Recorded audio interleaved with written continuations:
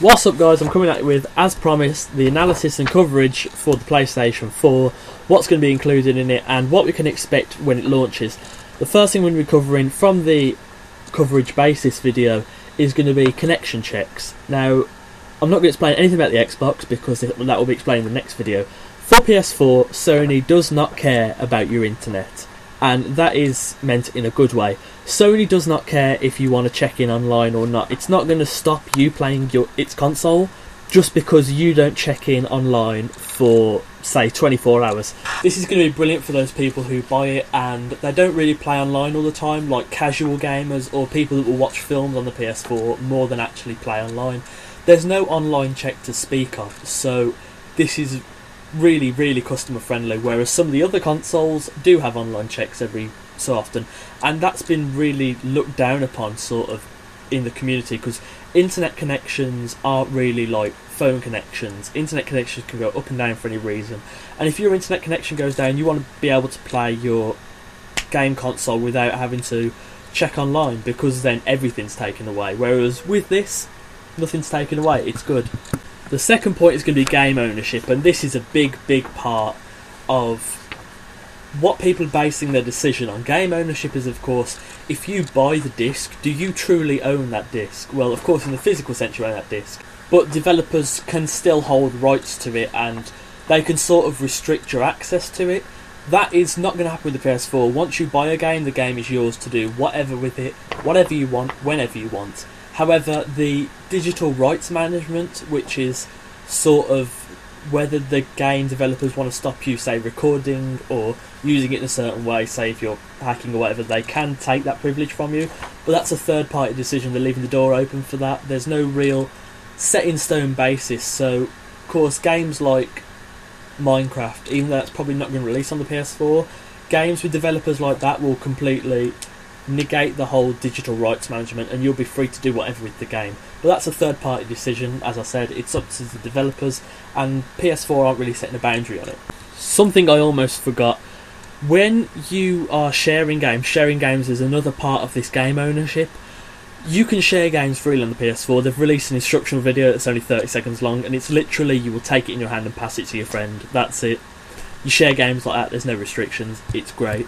The next part is going to be launch titles. Now, launch titles for the PlayStation 4 are a tad vague. There's only a couple that have been released. There are, let's see, Drive Club, Killzone Shadowfall and Knack. These games do a decent job of covering the bases with gameplay, but there aren't too many options straight away from launch. However, the good news is that Sony has said that during the first year of the PlayStation 4 they'll have at least 20 exclusive game titles out.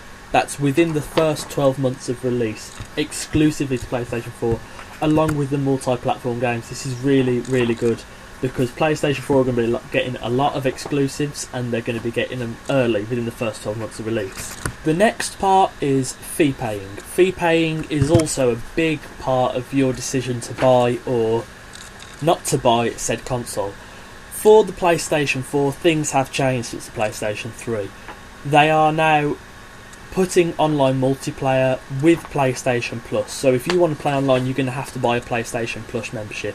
However, it's $50 a year, which equates to about £40, sorry, per a year in the UK, which is only about $4, which is equivalent to about £3 a month.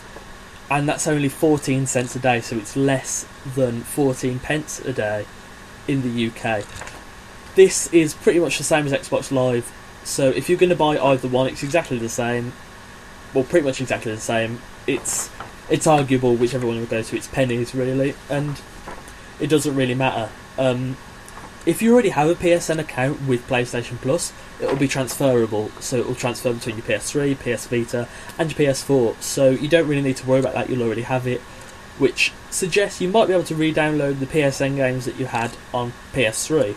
So overall, PlayStation Plus is looking pretty good. It's looking fairly reasonably priced. There's no reason not to go with it, really. I'm pretty happy with that.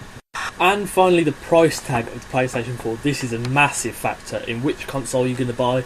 and in some cases which consoles you're going to be able to buy. Now, the PlayStation 4 sits on the middle of the spectrum, which is always good. It's sort of a mid-ranged price.